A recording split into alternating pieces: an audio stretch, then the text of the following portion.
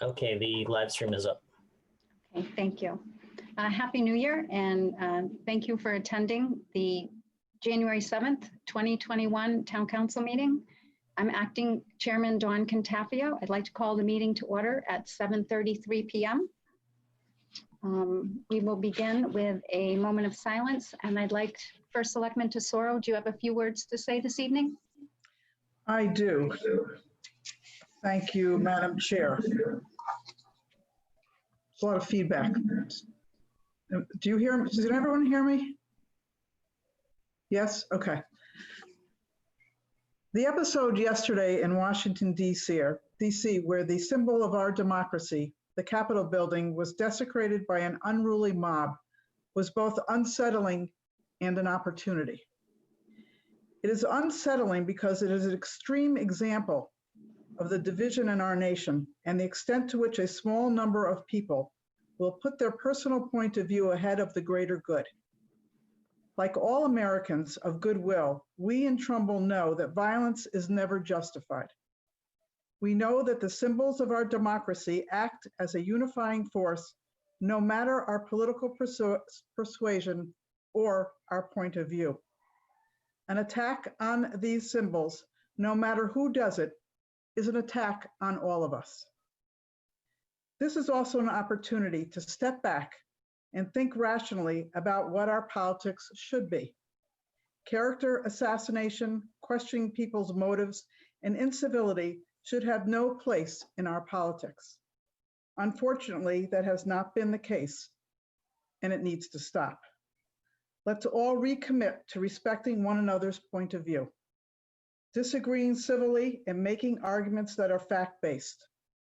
When our point of view wins, we should be gracious winners. When our point of view does not win, we should be both gracious and committed to doing better. If we do that, we can use the awful situation of yesterday to make a better tomorrow. Thank you. Thank you, First Selectman Tesoro.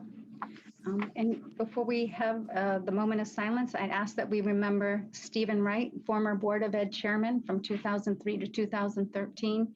He also served on the State Board of Education for nearly 10 years. Also Joe Schlieg, who passed away on 12/28 at the age of 93. He was a former member of our Board of Finance. Please keep those who are suffering from COVID in our thoughts, and may we have calm during this time of transition at the Capitol and for our country.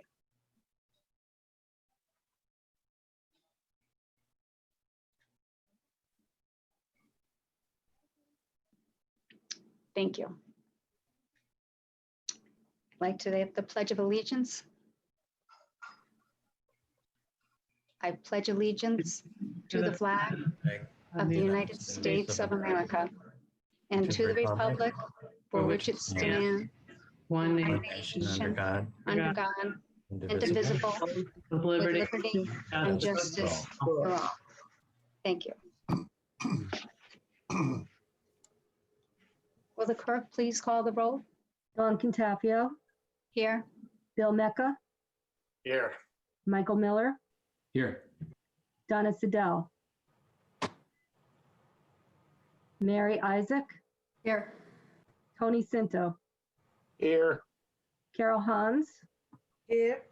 Kevin Shively, Here. Thomas Whitmore, Here. Jason Marsh, Here.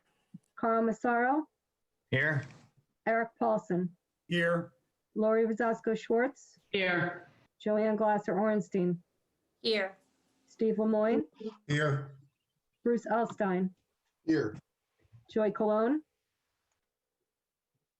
Ashley Gaudiano, Here. and Lisa Valente. Here. Very good, thank you.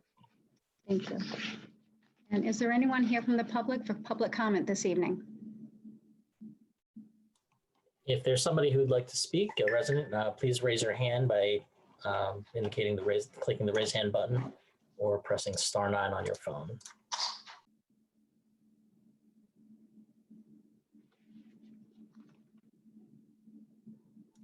It doesn't look like there's anybody who wishes to speak. Okay, then we'll move on to approval of the minutes. May I have a motion to approve the minutes from December So moved. This is Ashley Gadiano. in a second? Second, Jason Bill. Marsh. Okay, Jason. Thank you. Any discussion?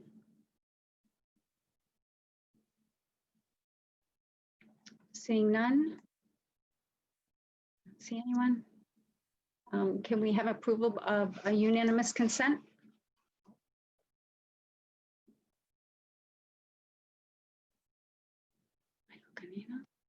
Okay, yes? Okay.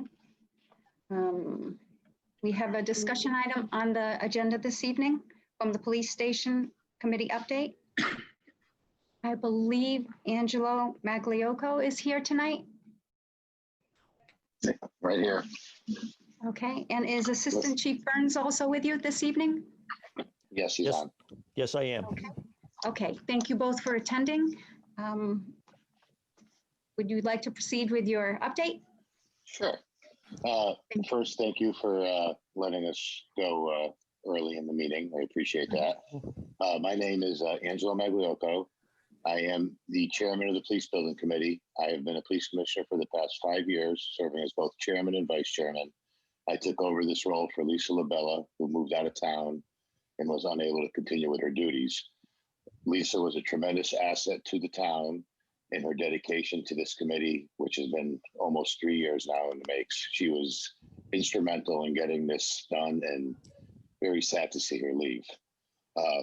And one of the last times that she had presented at town council, we were going to present when we completed the project.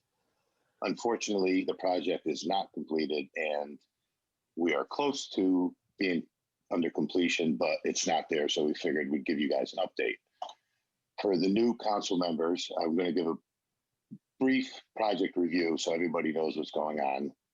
Back in 2017, the police department realized that we had a need for locker rooms, cell block renovations, and firing range and ventilation system.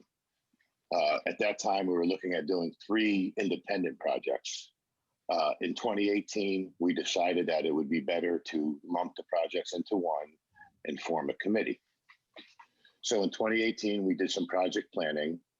Part of that was going out to bid for an architect, which we did, and we hired Brian Humes.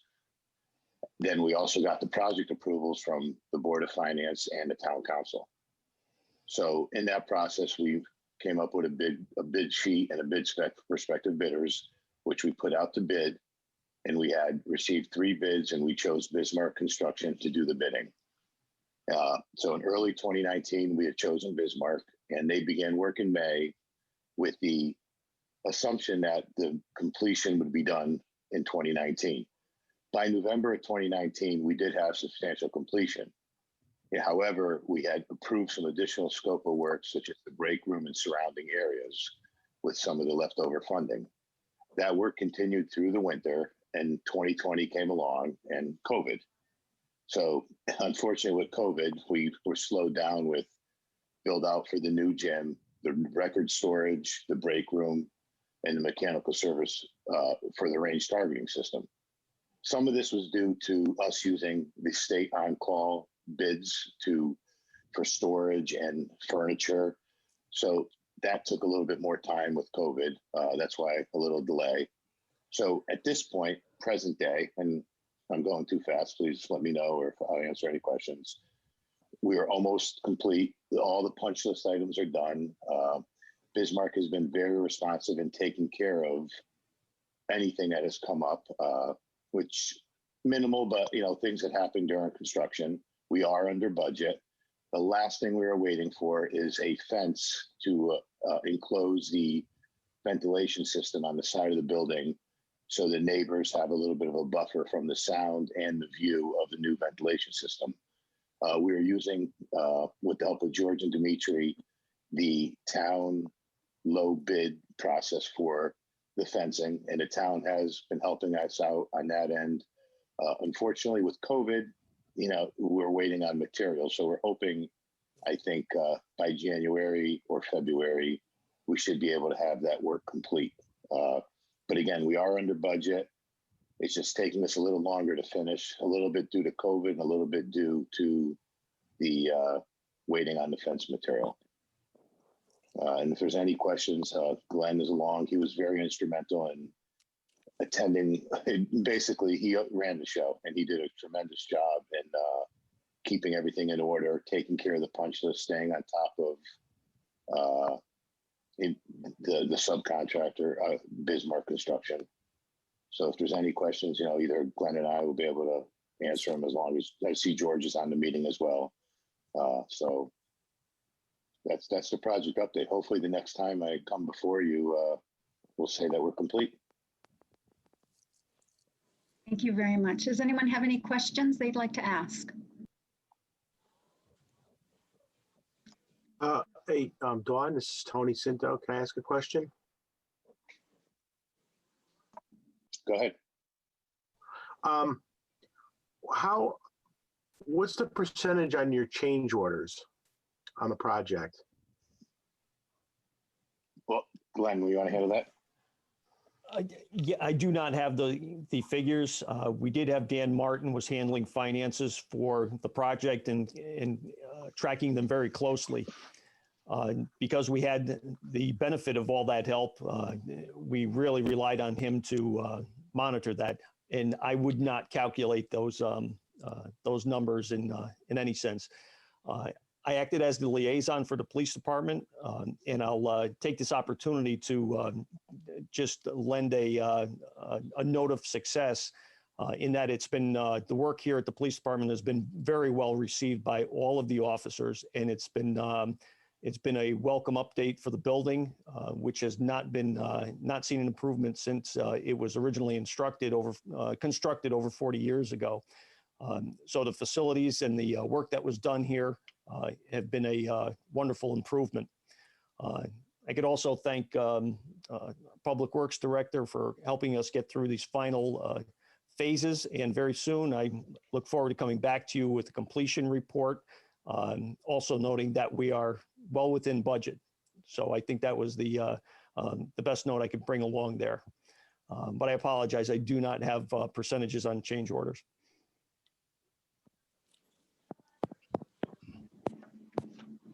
I think you're still muted, Tony. Oh, sorry. Now, Ed, thanks. When you get a chance, that'd be nice. That's all. Thanks very much. Any other questions? Okay. Thank you very much for attending this evening. We appreciate the update and look forward to a final report soon. Thank you. And Thank again, you. if there's anything that you need, just let us know and we'll have it for the next meeting. We Thank you. appreciate it. Thank you very Thank you. much. Welcome. Okay, we will move on to new business. The first one is the election of a permanent chair. I need a motion. Madam Vice Chair, this is Jason Marsh. I would like to make a motion that we nominate Dawn Cantafio as the permanent chair of the town council. Do we have a second? I would enthusiastically. Okay. Okay, we put it to a vote? Madam Chair, Yes, was that Tom Whitmore? He cut out a slight bit. I believe it was Councilman Shively. Shively, thank you very much. Kevin Shively, yeah, made the Yeah, second. Thank you. Madam Chair, this is Dan Shopik. I believe you need to ask if there are any other nominations. Okay, then at this time, I'd like to know if there are any other nominations on the floor.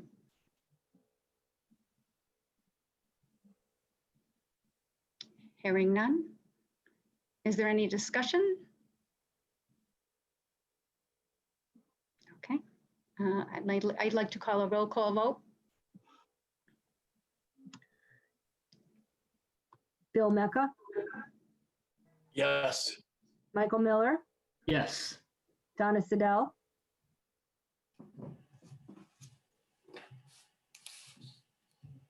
Yes. thank you. Mary Isaac, Yes. Tony Cinto, Yes. Carol Hans, Yes. Kevin Shively, Yes. Thomas Whitmore, Yes. Jason Marsh, Yes. Carl Massaro, Yes. Eric Paulson, Yes. Lori Rozasco Schwartz, Yes. Joanne Glosser Orenstein, Yes. Steve Lemoyne, Yes. Bruce Elstein, Yes. Joy Cologne. Oh, I'm sorry, she's absent. Ashley Gaudiano Yes. and Lisa Valente. Yes. Very good. It's unanimous. Thank you very much. I appreciate the vote of confidence. Second item is election of a permanent vice chairman. Yes, this is Ashley Gaudiano. I'd like to make a motion to nominate Tom Whitmire as permanent vice chair. This is Eric Paulson, and I will second that. Okay. Are there any further nominations on the floor? Any further discussion? Okay. I'd like to call a roll call vote from the clerk, please. Bill Mecca, Yes. Michael Miller, Yes. Donna Sedell, Yes. Mary Isaac, Yes. Tony Cinto, Yes. Carol Hans, Yes. Kevin Shively, Yes. Thomas Whitmore. Maybe. Yes. Okay. Sorry. Jason Marsh, Yes. Carl Massaro, Yes. Eric Paulson, Yes. Lori Rozasco Schwartz, Yes. Joanne Glosser Orenstein, Yes. Steve Lemoyne, Yes. Bruce Elstein, Yes. Joy Cologne, and she's absent again. Ashley Gaudiano, Yes, it helps me, Margaret. It's okay. and Lisa Valente. Yes. Congratulations, Vice Chairman Whitmire. Thank you. Okay, Thank you very much, all. we'll move on to the resolutions. Councilman Mecca, will you please bring resolution TC 28-130 to the floor, please? Yes, Madam Chair. Resolution TC 28-130. Be it resolved that Nicole Satin of 51 Briarwoods Terrace be and the same is hereby designated as the District 2 Democratic Town Council representative for a term extending to the first Monday of December 2021. Democrats only vote, by the way. Do we have a second? Second, Jason Marsh. Okay. And can we, any discussion? And can we pass this by unanimous consent by the Democrats? Yes. Yes. Okay. Thank you. Joanne, Councilman, I'm Madam sorry. Chair, excuse me, Madam Chair. I Oh, would you want like to swear in? Yes, I'd like to swear in Ms. Satin. Yes. Yeah, thank you. Certainly. Let me see if I can find her on my screen. There you are. I see you. Can you raise your right hand for me? Do you solemnly swear that you will support the Constitution of the United States, the Constitution of the State of Connecticut, and the Charter of the Town of Trumbull, so long as you remain a citizen thereof, and that you will faithfully discharge, according to law, the duties of the office of Town Council for the term of January 7th, 2021, extending to December 6th, 2021, to the best of your ability, so help you God. I do. Congratulations. Thank you very much. Thank you. Thank you, everybody. Congratulations. Welcome. Thank you. Okay. And Councilman Glasser Ornstein, would you bring resolution TC 28-131 to the floor, please? Yes, thank you, Madam Chair. Resolution TC 28-131.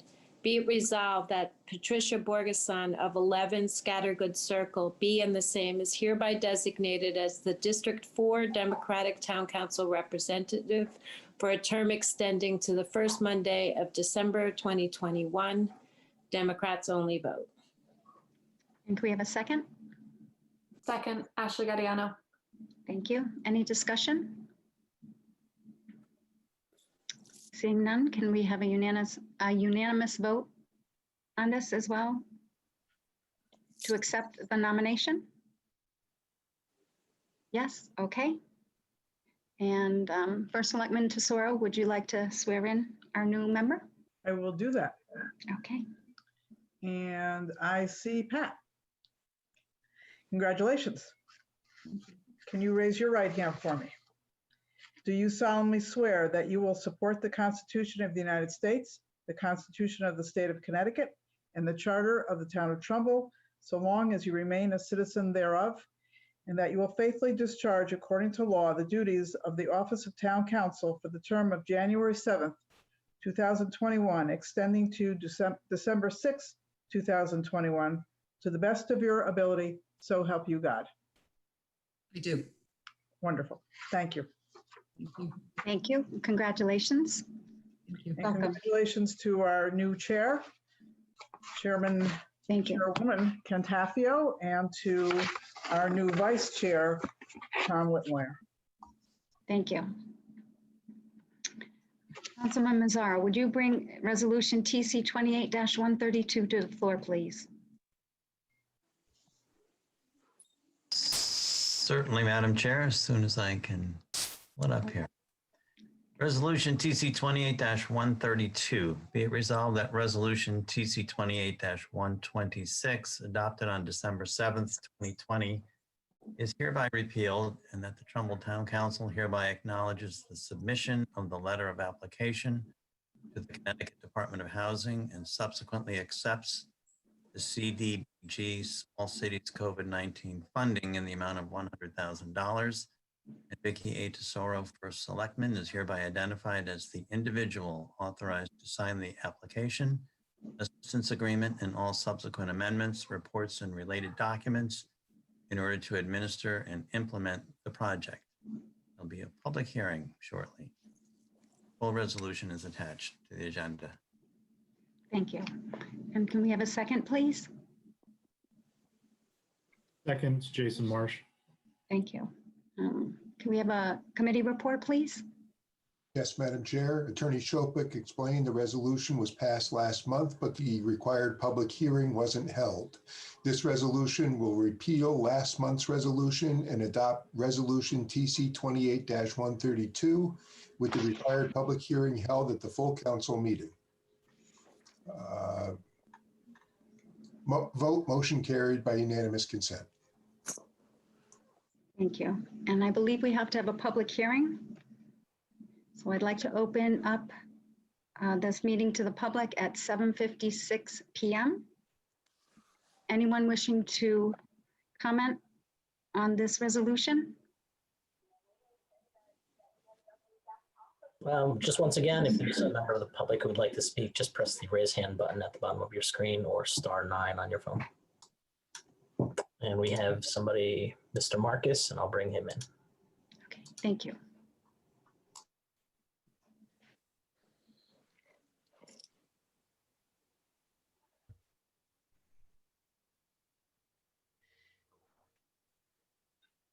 Mr. Marcus, are you there? Yes, I'm here. Can you hear me? Or am I muted? We can hear you. Okay. Can you please state your name and your address, please, for the record? Yes. Thank you. Marshall Marcus, 91 Stonehouse Road. I am a member of both the Economic and Community Development Commission and our Long-Term Emergency Response Committee.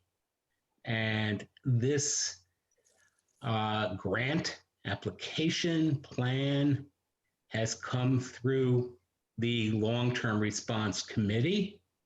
And when we first found out about this money, small city money that was available, it was very restricted because for some reason they decided to put COVID response money through Housing and Urban Development. And we were able to craft a solution to address both food stability as well as economic development to our restaurants that are hurting during COVID in order to keep employment up and keep the money in the small businesses here in Trumbull.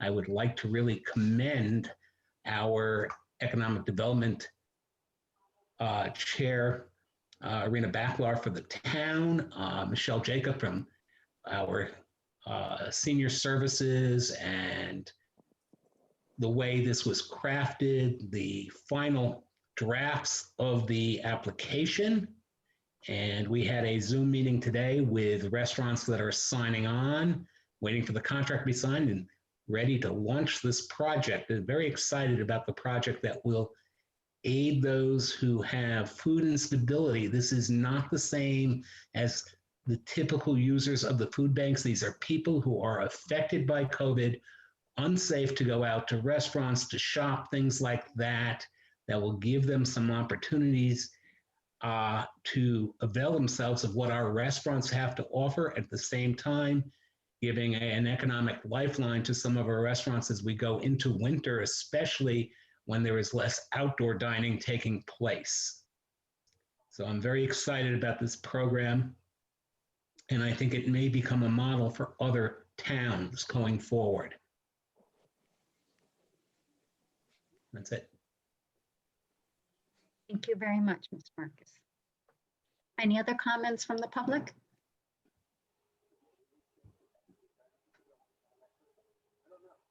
Anything? No? Okay. Thank you. And we'd like to close the public comment at 7:59 p.m. Any further discussion? Madam Chair, if I could, Yes. I'd just like the council to know, and anyone who's watching this meeting, that this was a plan that was developed by our Economic and Community Development Director, Rena Bacalar. This was nothing that was, a plan that was, found in a book somewhere. She actually created it. And I think it's something that will obviously help our residents and help our restaurants at the same time. So I just want you all to know that, what Rena has proposed and what she actually wrote the grant, and we're going to receive $100,000 from the state. So I think it's should be celebrated here this evening. Thank you. Ms. Bacalar, do you want to comment at all on this? I just want to thank everybody for their support. I was so pleased today when we met with our restaurants at how excited they were. And I just want everybody to know what great department heads we have in town government. They're so supportive. We work together now as a team. We're all just rolling up our sleeves to see what it is we can do. So I want to echo Marshall's comments that Michelle Jacob and Dan Martin, who's our Deputy Finance Director, are my two wing people, so to speak, in terms of the implementation. And I just want to give Marshall a shout out because it was him at our long-term recovery committee that seeded the idea, because I was very frustrated that the state had disallowed the use, economic development uses for this funding. So we were able to find a way around it and craft a program that I think our restaurants were actually excited about today, because we tried to craft it in a way that wasn't onerous for them, that would serve people in the community, and they felt really excited about it. We also had we have some other cool things coming for them too, so we're able to share that. So I just want to thank everybody for their support. And I want you to know how well we all work together, and that makes doing things like this much easier. So Marshall made another comment, and I'll end here. And he said that, this could be an example for other communities. And that was told to us by the Department of Housing. And I do believe if this goes well, and if they have any leftover funding, that we could approach them again for more money. So, these are the kinds of things when we all work together and we're looking to just make a difference that can happen in our town. So thank you all. And thank you, Vicki, and thank you, Marshall. Thank you. That's a great thing for our community. Any further discussion? Seeing none, I'd like to know if we can call this by approval by unanimous consent. Yes, Madam Chair. Okay, thank you. Madam Chair, I believe this needs to be emergency legislation, so I make a motion that it be so. Thank you. Do we have a second? Thank you. And again, can we approve this with unanimous consent? Yes. Thank you. Okay. Councilman Isaac, will you bring resolution TC 28-133 to the floor, please? Yes, resolution TC 28-133, be it resolved that Vincent DeGennaro of 91 Deer Run Drive Be and the same is hereby reappointed as an alternate member of the Board of Finance for a term extending to the first Monday of December 2023. Okay, do we have a second? Pat Borgeson, second. Thank you. And committee report, please. Vincent DeGennaro of 91 Deer Run Drive was present and indicated his party affiliation as unaffiliated. He was appointed to the board in 2011. He enjoys contributing to the community and looks forward to 2 more years of service. Vote, motion carried by unanimous consent. Thank you. Any further discussion? Hearing none, can we pass this with unanimous consent? Yes, Yes, Madam Chair. thank you. Okay, Councilman Lemoyne, will you please bring resolution TC 28-134 to the floor, please? Certainly. Resolution TC 28-134. Be it resolved that the appointment by the first selectman of Anthony Cicaglione of 18 Fieldstone Court as a member of the Golf Course Commission for a term extending to the first Monday of December 2023, be and the same is hereby approved. Thank you. And do we have a second? Second, Jason Marsh. Thank you. Committee report, please. Tony of 18 Fieldstone Court was present and indicated his party affiliation as Republican. He worked at Tashawa Knowles in 1976 and has been in electrical work for many years. He will be retiring June 1, 2021. He has always volunteered in football. With the presidential state officials, he has experience with $2 million budgets and enjoys playing golf at Tashawa Knowles. He would like to give back to the community. Vote, motion carried by unanimous consent. Thank you. Any further discussion? Hearing none, I'd like to know if we can approve this with unanimous consent as well. Yes, Madam Chair. Okay, thank you. Madam Chair, this is Tony. I just want to thank you Yes. for the opportunity, and I look forward to serving the community as well. So thank you. Thank you, and thank you for your willingness to serve our community. We appreciate it. Mhm. Okay. Councilman Hans, will you please bring resolution TC 28-135 to the floor, please? Yes, Madam Chair. Resolution TC 28-135. Be it resolved that the reappointment by First Selectman of Jennifer Soma of 9 Twitchgrass Road as a member of the Land Acquisition Committee for a term extending to the first Monday of December 2025 be and the same is hereby approved. Thank you. May I have a second, please? Pat Borgeson, second. Thank you. Committee report, please. Jennifer Summer of 9 Twitchgrass Road was present and indicated her party affiliation as Democrat. First Selectman Tesoro had asked her to serve a couple of years ago. She has been a resident for 16 years and has 4 children. She enjoys giving back to the community. Vote, motion carried by unanimous consent. Antibiotic later. Okay, thanks. Thank you. Any further discussion? Hearing none, can we pass this by unanimous consent? Yes. Okay, thank you. Councilman Guardiana, will you please bring resolution TC 28-136 to the floor? Certainly, Madam Chair. Resolution TC 28-136, be it resolved that Preston Merritt of 136 North Stowe Place is hereby reappointed as a member of the Trumbull Day Commission for a term extending to September 1, 2025. Thank you. And a second, please. Mike Mueller, second. Thank you. Committee report, please. Thank you, Madam Chair. Preston Merritt of 136 North Stowe Place was present and believed his party affiliation is Democrat. He likes the people he serves with, and they all do a great job.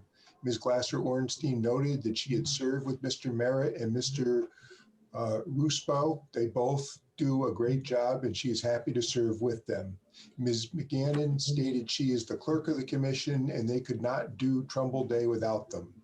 Ms. Katsky noted Mr. Merritt is listed as unaffiliated. She will check the list and report back at the full council meeting.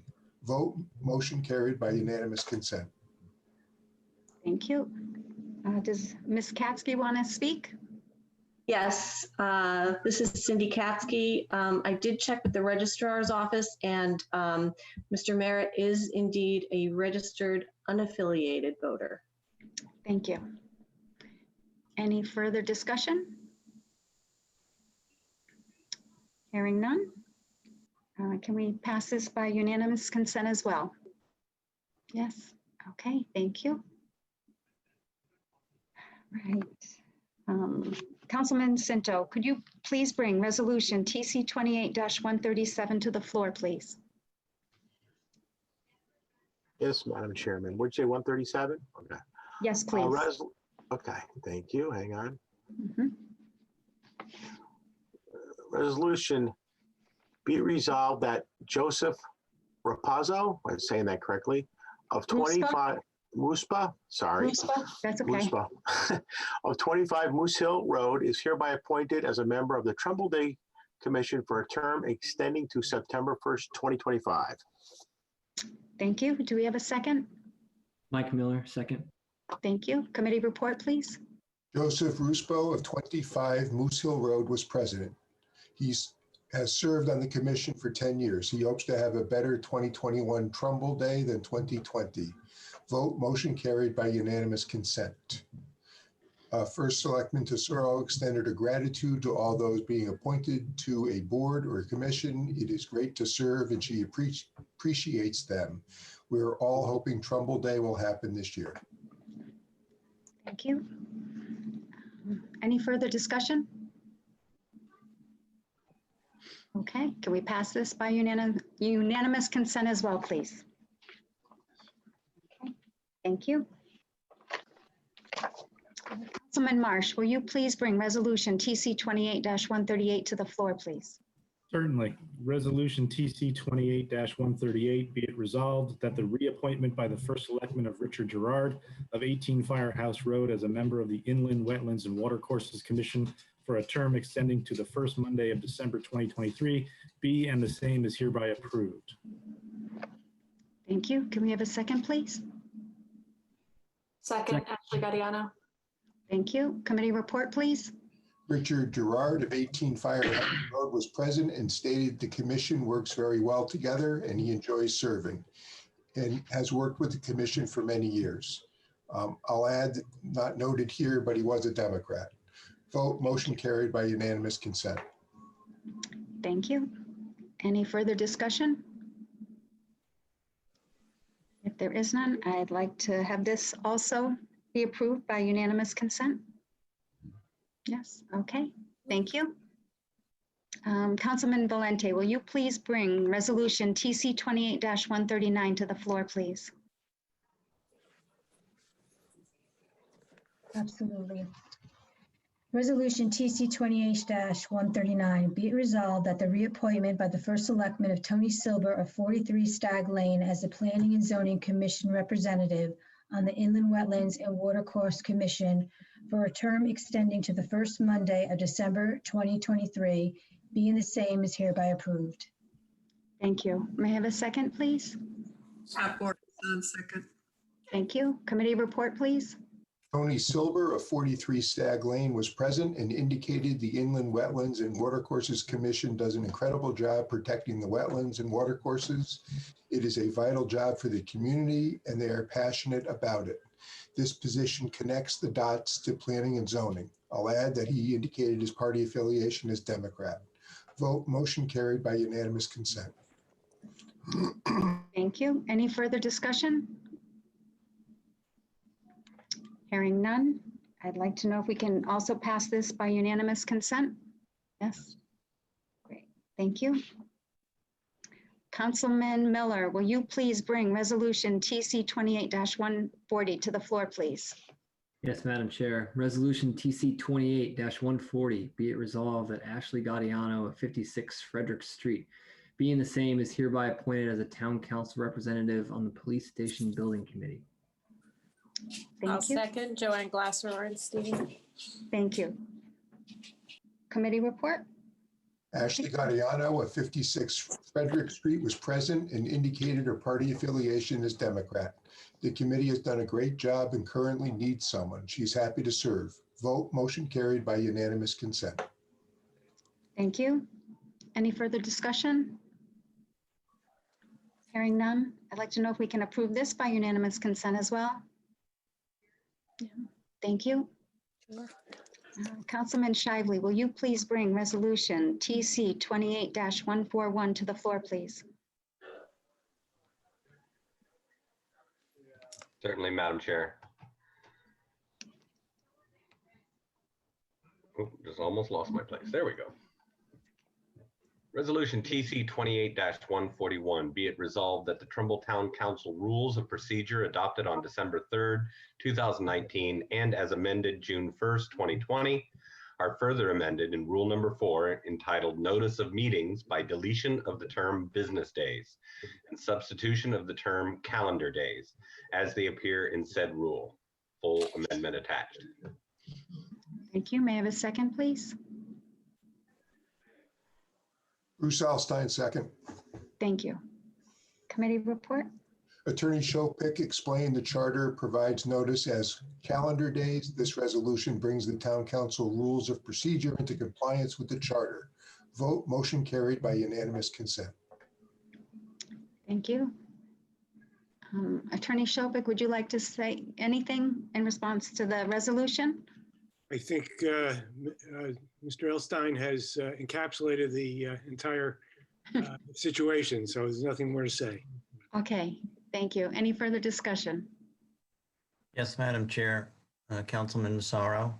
Yes, Councilman Mazzara. I'm intimately familiar with the challenge presented to the chair, the clerk, and the administration in getting a agenda together under the business day rule that we have been operating on for a number of years.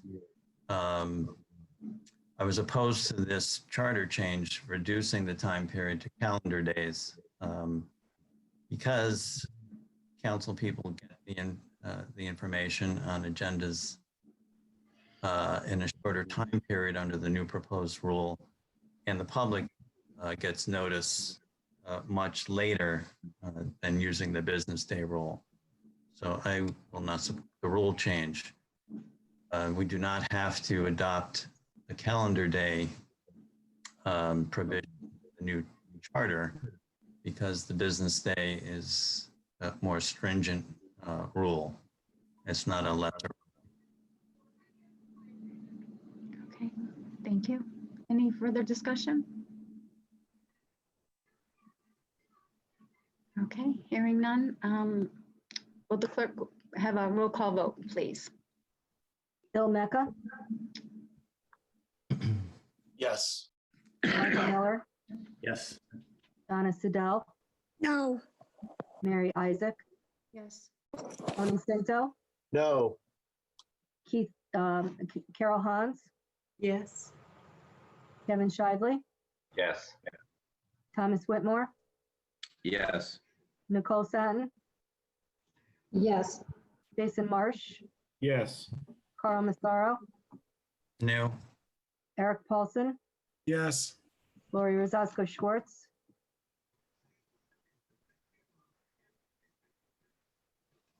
No. Joanne Glasser Orenstein, Yes. Steve Lemoyne, No. Patricia Borgeson, Yes. Bruce Elstein, Yes. Ashley Gaudiano, Yes. and Lisa Valente. Yes.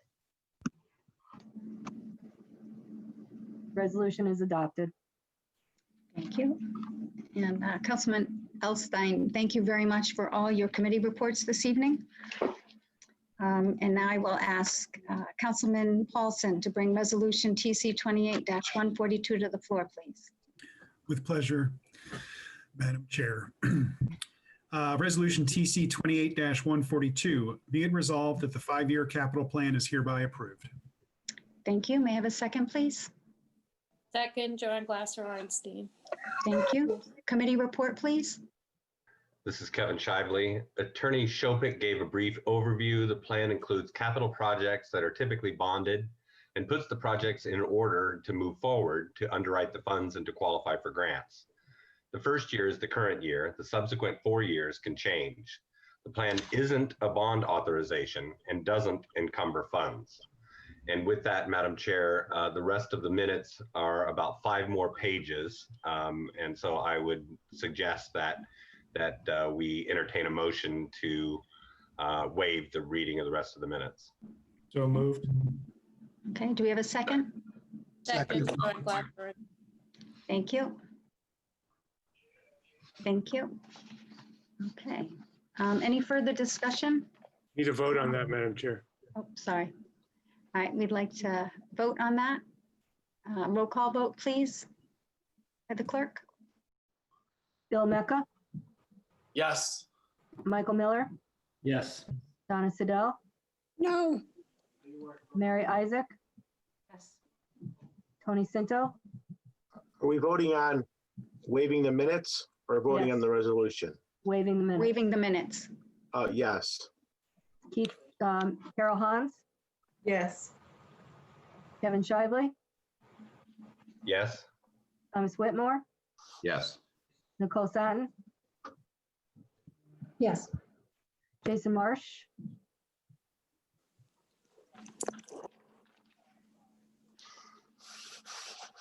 we'll come back to Jason. Carl Massaro, Yes. Eric Madam Chair. Paulson. I'm sorry, Madam Clerk, I indicated a yes. I don't know if it was heard. No, could not hear you. Thank you. Eric Paulson, Yes. Gloria Zasko Schwartz, Yes. Joanne Glasser Ornstein, Yes. Steve Lemoyne, Yes. Patricia Borgeson, Yes. Bruce Elstein, Yes. Ashley Gaudiano, Yes. and Lisa Valente. Yes. Margaret, that should be a yes for me. I didn't realize I was voting on the wrong thing, so yes for me. Very good. I'll change that. Thank you. Thanks, Margaret. Thank you. Okay. Now, is there any further discussion on the 5-year capital plan? Yes, Dawn, this is Tony, if you don't mind, or somebody else wants to go first. Go ahead, Councilman Pinto. Yes, thank you. I have a Yeah. question I see Maria's here. Hi, Maria. My question is, and I think I've asked this before, I just want to know how much debt we're retiring this year, how much debt we spent, and I don't know how much we're going to spend, so I don't expect you to know that, but at least the first two. Good afternoon, good evening. Maria Pires, Director of Finance. We approximately spent $12 million a year. We pay out the debt of $12 million, and we borrow between 7 and 10 million a year. Just keep in mind, this is not an authorization to bond. It's only a capital plan, 5-year plan, which is just a vision of the town of projects that will be bonded at a later time. The next month, we'll probably be going to the town council, Board of Finance, and then the town council for approval for the 1-year plan, bonding plan. And at that time, both the Board of Finance and town council has an option to approve projects or deny projects. Okay, so out of the 12 million that's retiring, hypothetically, if that's what it usually is, Yes. how much have we expended so far this year? We normally don't bond until the project is completed. So Yeah, but whatever, what we bonded for the property, is that on this year or is that on the year before? this is in 2020. That Correct. was So 2020. so this is July 1st to July 1st, correct? This is calendar year, so it'll be January 1st, this January. Right. So but last year, but this town budget goes July 1st to June 31st, 30th. correct? Correct. So in this calendar year so far on the town budget, how much did we bond already? We bonded the 7 million, and I believe it was 10 million in August. So that's 17 million we bonded this year so far. Correct. And we're gonna put out another bond for possibly for repairs and whatnot, that way it's in the capital plan, correct? Keep in mind the 10 million that we bonded in August, those projects have already been completed. They were completed, and we normally only bond when the projects are completed. So this, next month we'll go for an authorization. That does not mean that we'll be bonding the full amount. Okay. Again, we probably will do notes first for a year and then bond, permanent borrow after the project is completed. Okay, so last question. Thanks, Maria, so far for the information.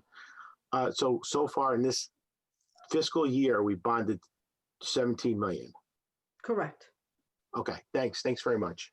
Sure. I appreciate it, Maria. Thanks very much. Any further discussion? I know George Estrada had a few comments to make for this evening.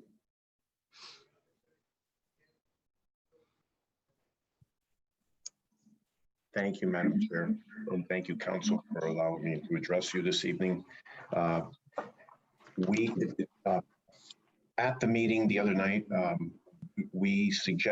made a suggestion, first of all, the Long Hill Administration Building at Board of Education is, after having done a walkthrough there a couple of times this summer, is in dire need of some improvements. But before you really can get into any improvements, you have to do the assessments so that you can actually create a financial plan and a budget to request for support. So what I would like to suggest that the council entertains is a line item that would be on the, from discussions the other night, and Dan Shopik can give more detail on this. I believe it would be bonded on the town side, not the Board of Ed side, for $30,000 to bring on licensed professional to do an evaluation of the roofing system at the Long Hill building. And then after that, take a look at the HVAC system. Both of those are beyond end of life, but to be honest with you, they have some water penetration issues there, and the HVAC system there is very, very antiquated. So I would suggest that the council considers providing a $30,000 line item to support those evaluations of Long Hill Administration Building. To put in context, if I may, one other thing, we're doing something similar on the town side of Town Hall. In the 2020 bond, there was a $25,000 line item, and we are preparing bids so that we can bring someone on to do something similar with the HVAC system in Town Hall, because currently that we have certain portions of that is at end of life also. The control system there is a very antiquated system that does not allow for remote adjustments. So whenever there is a meeting or a challenge with the environment within the building, it requires someone to actually come in most of the times on overtime to respond to those. And since that building is used so often, one of the improvements that we will do there is establish a control system that will become basically the platform that we will in time migrate all of the town buildings to. Thank you, Madam Chair. Thank you.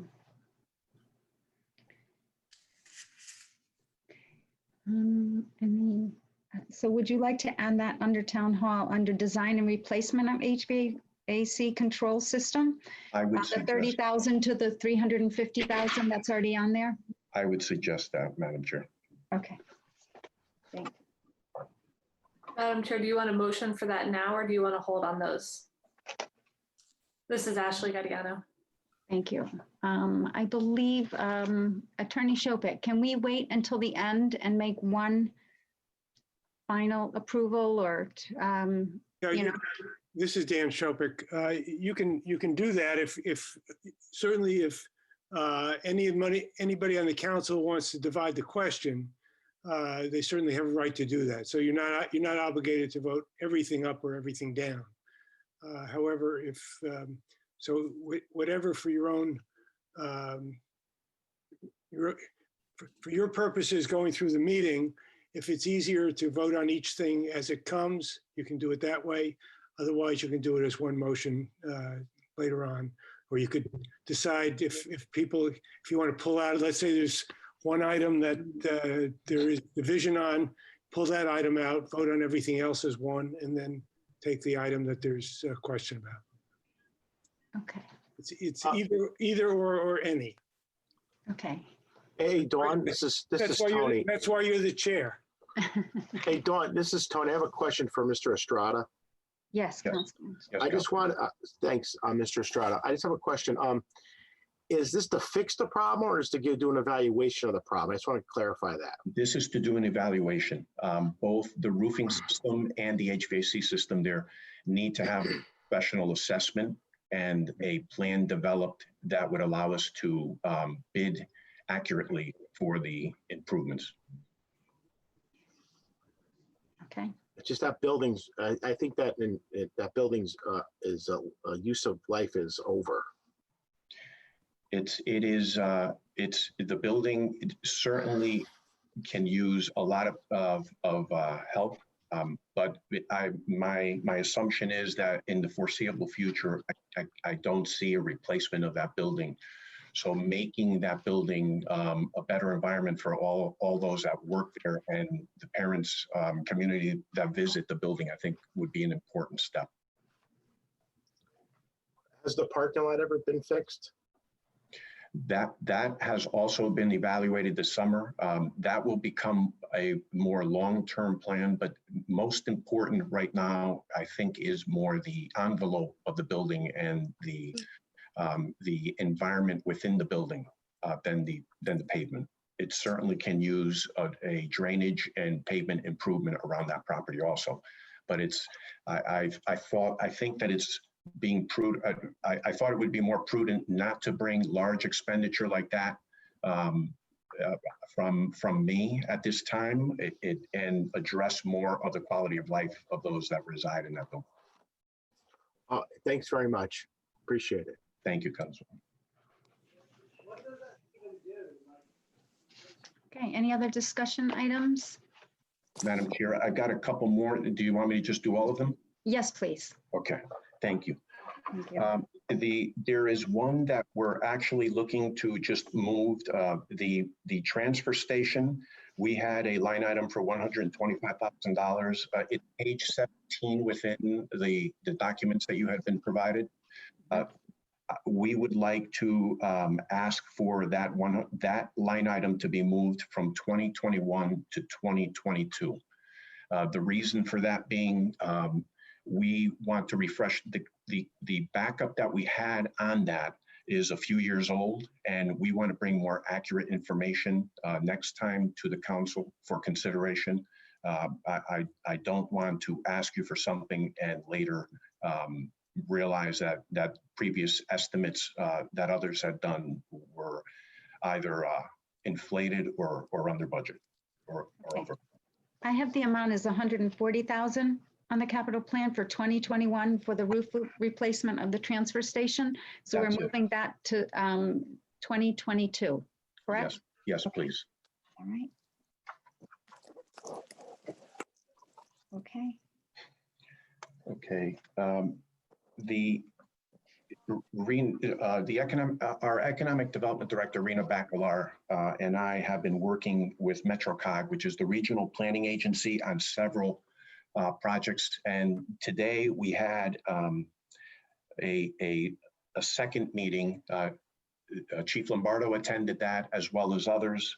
And it's a result of concern that the first selectman has expressed over the traffic safety and pedestrian safety at the intersection of Daniels Farm and White Plains.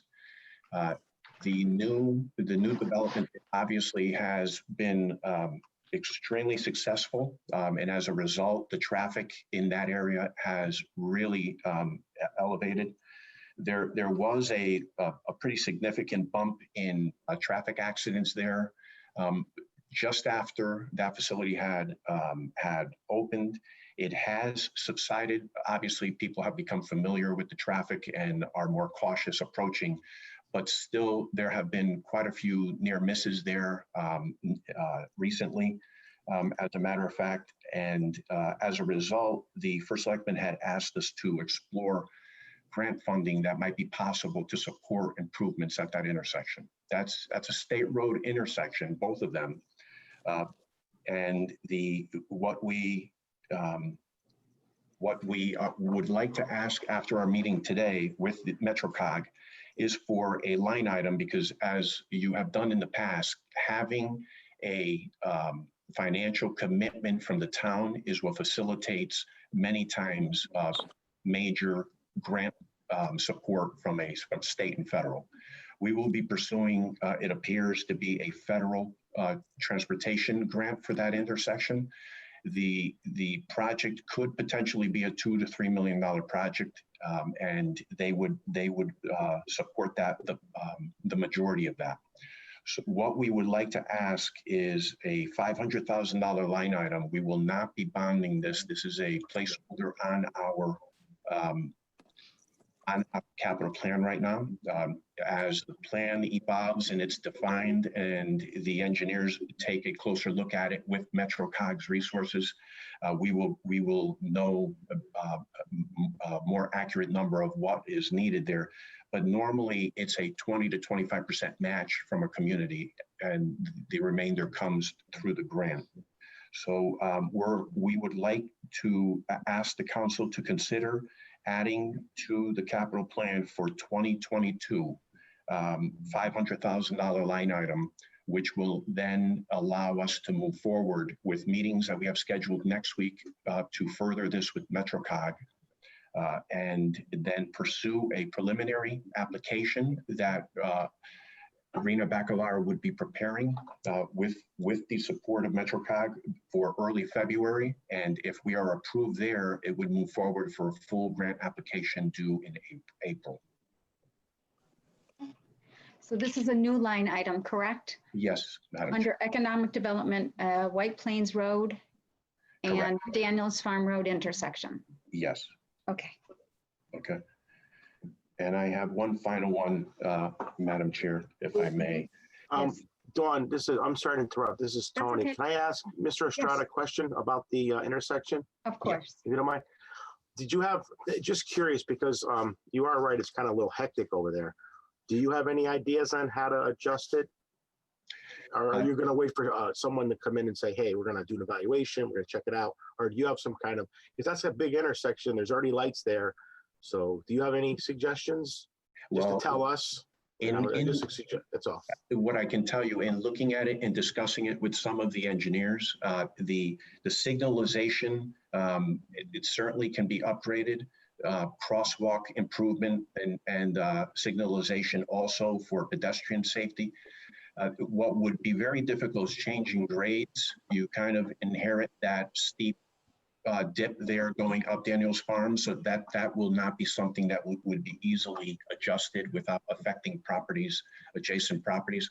So it will be more in the signalization and signage that would be the improvements, and and primarily the sequencing of that, because there are other lights nearby, and tying in turn lanes that would allow for queuing of traffic and safely exchanging direction. Yeah, I agree with you. Because working with the state kind of works really slow sometimes. Yes. And I remember once it took 5 years to get a light put in. Absolutely. So I was just wondering if it's something that could be done, by signal changes and stuff that's simpler, so it doesn't take as long since it's so hectic over there now. That's all. We have been in discussion with the state already for several months on the possibility of them doing some adjustments and adding some turn signalization. But we're on a dual track. We're pursuing both a full signalization of that intersection there of two state roads, and continuing the conversations with them on some of the existing infrastructure there and what might be able to be improved. All right, so I'm super. The faster the better in that situation. Thanks, George. Thanks, Mr. Estrada. Thanks very much. Thank you, Councilman. Just make one point to Tony's question. The signals there, the signalization, the actual light fixtures there are extremely old, so they don't have the capacity to add arrows and other things to really make the traffic flow better. So there needs to be a complete replacement of all of the lights that come together on each of the roadways there in order to improve things. That's one of the issues, the age of the signals and the capacity of the existing signals. Thank you. Madam Chair, if I could, for Selectman Tesoro. Yes. Rita, would you mind just taking a moment and talk about the changes that the landlord made in the parking lot itself to help with the traffic inside that new plaza there? Sure. Rob LaBrandy, our town planner, we have a team that's been meeting on Trumbull Center to talk about various improvements and investments in the area. So worked with the landlord to restripe the specific lanes that come into the drive-through that is the Starbucks Avenue drive-through. That made a big improvement. They also installed signage to better direct cars as they access the parking lot to really explain to them how the lanes of traffic work and where the drive-through lanes are. And that's been very helpful in terms of getting people maneuvering through well. So the landlords have cooperated with improvements as well as, I believe, the Public Works folks have blocked off the other crosswalk in the area, and we're directing people to the main crosswalks. And folks will probably remember the trail connector that's going in that Bill Mauer is quarterbacking. That will improve all of the crosswalk signalization. Right now, we don't have those countdown crosswalks and that kind of thing. That are more modern, ADA compliant crosswalk type signalization. So that's part of the actual trail program. So this project that George and I are working on, and Chief Lombardo, to re-signalize the whole intersection and make other flow of traffic into the area. And we are applying for federal CMAQ, congestion mitigation, air quality funding through the feds. It passes through the state and through our metropolitan planning organizations. So we have a way to go, but this is early steps. And to George's point, it's absolutely critical that we have something in the capital plan that acknowledges this project and the importance of it to our community. So thank you.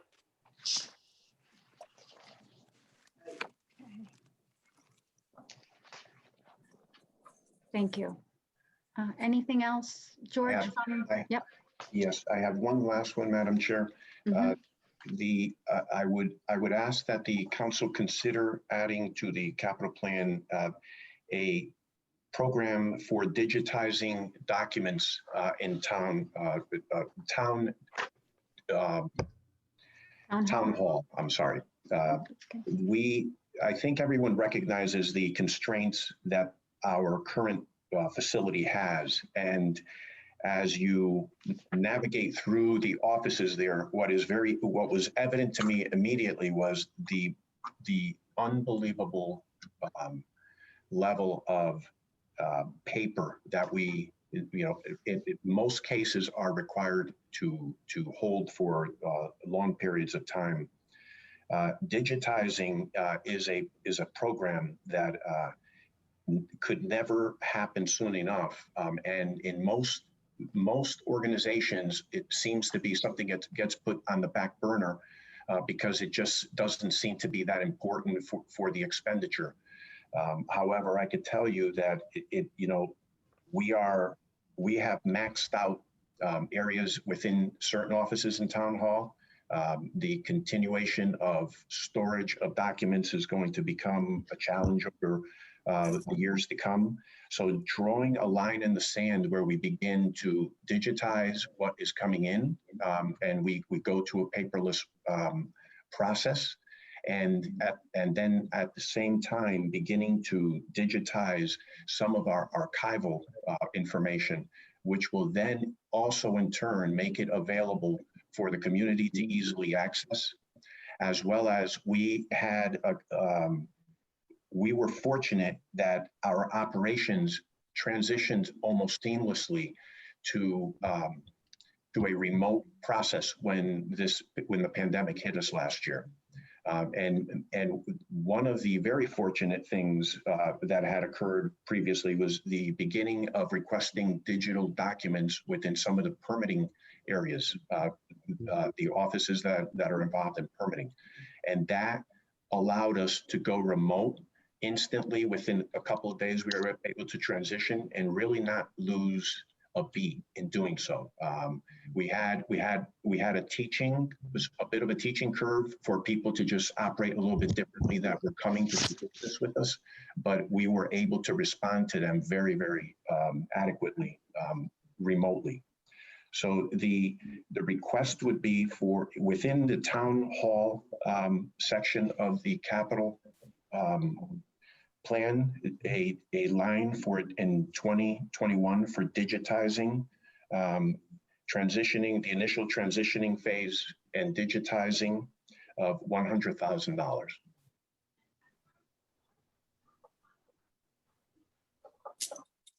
And can we phase that in, or is that the total cost?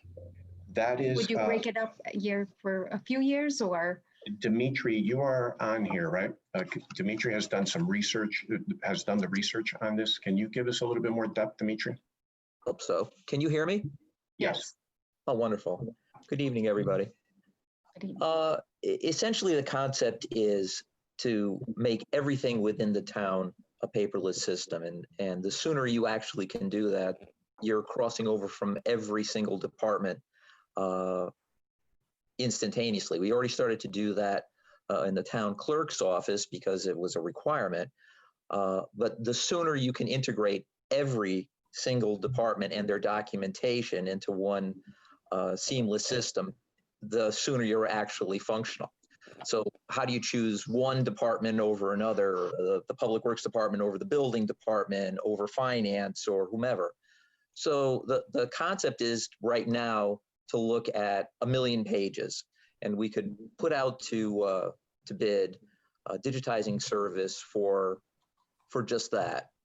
Current pricing out there is between 8 cents and 12 cents a page, depending on the size of the document you're scanning. So, initially we're looking at straight up simple paper documents, pages, not full prints or anything of that nature. Sorry, I'm getting feedback.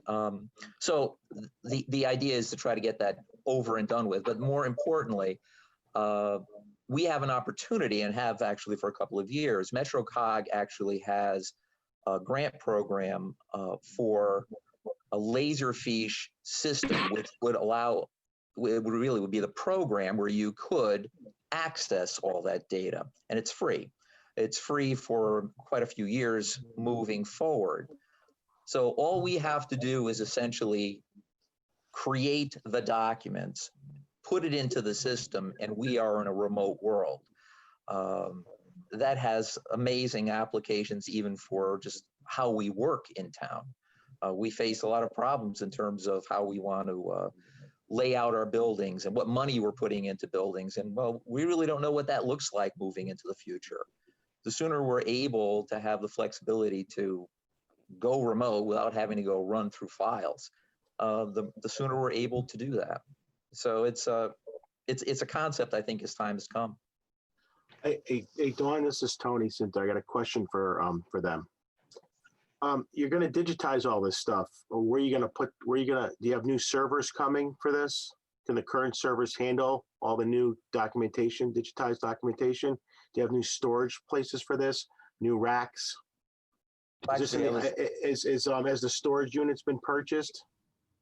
You're talking about terabytes of information. I think I'm going to ask for my friend, Mr. Chin. Would you like to give a little information on that, sir? Sure. So the Laserfiche program is currently hosted at the Greater Bridgeport Regional Council. So all of that's in the cloud, and the documents would be in their cloud server. So why would you want to have our documents on the Bridgeport Regional Business Council? So they are building the Laserfish system for all of the region to use, and they can segregate the data so that, you know, Shelton sees their piece, Bridgeport sees their piece, Trumbull sees their piece. Doesn't sound too secure to me, Bill. I'm sure it's fine. I would highly recommend you have your own storage units on your own location and keep it separate from everybody else's. Having our information in a cloud in a different location isn't really smart. Bill, excuse me, this is First Selectman Tesoro. Bill, isn't that through MetroCog? Yes, it's MetroCog.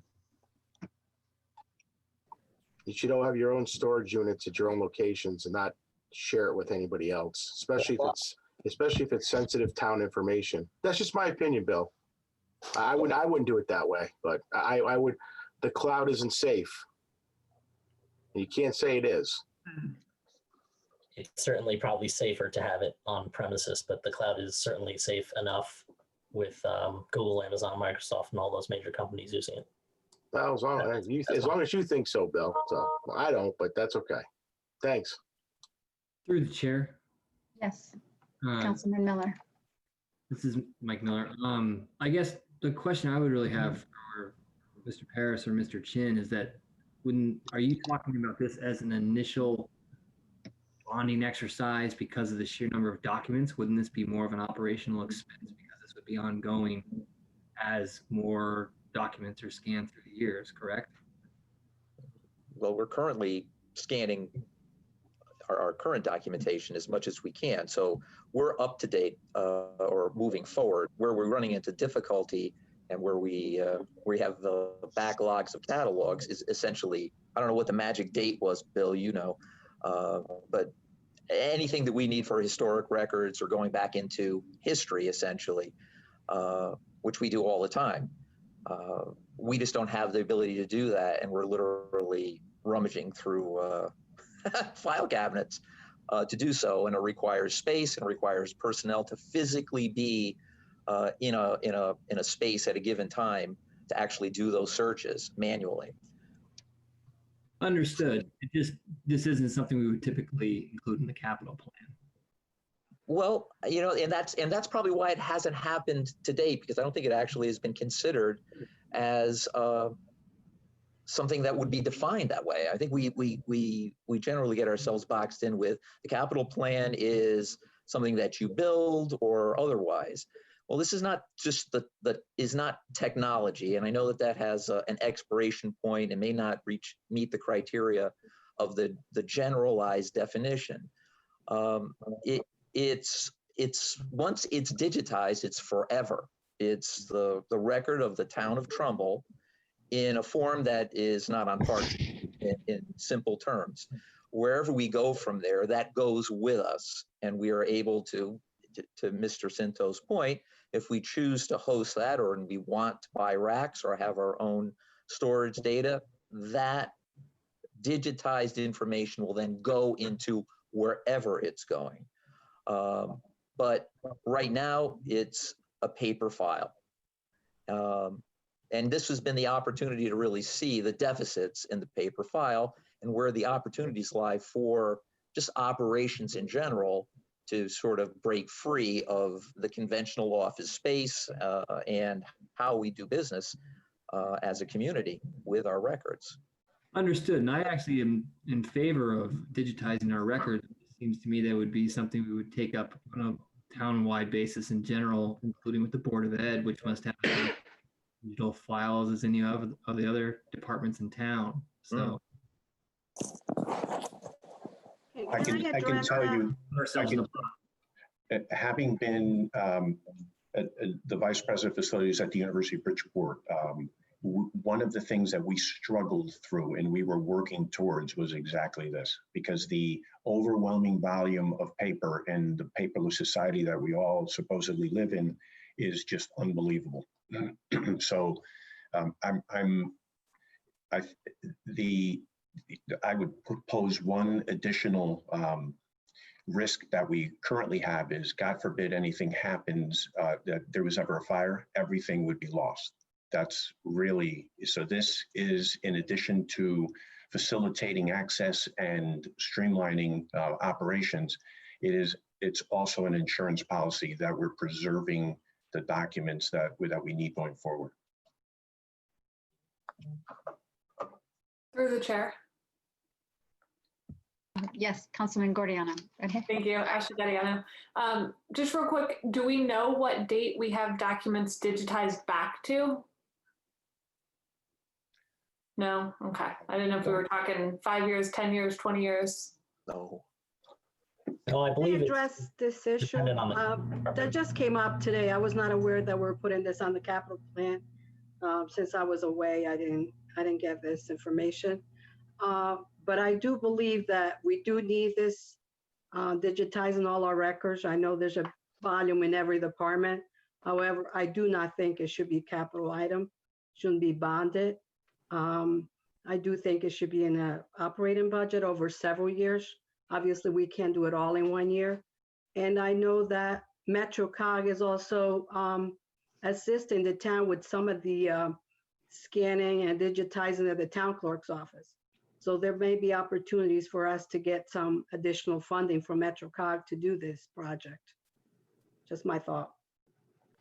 Madam Chair, Yes. I'm really glad that Ms. Pires chimed in with that information, because that answers the question I was about to ask. That very question of I also question why we would want to bond this type of expense, and thinking that it's more operational. And you answered my question, I believe, and I'd like to know from anyone who may dispute this, that whether or not we could even have digitized everything in 1 year anyway. And it sounds like from Ms. Pires that it would not be possible to do so. And if so, why wouldn't it be an ongoing operational expense spread out over multiple budget years, rather than, I would need I would be interested in some kind of explanation why it would need to be bonded as opposed to being an operational expense.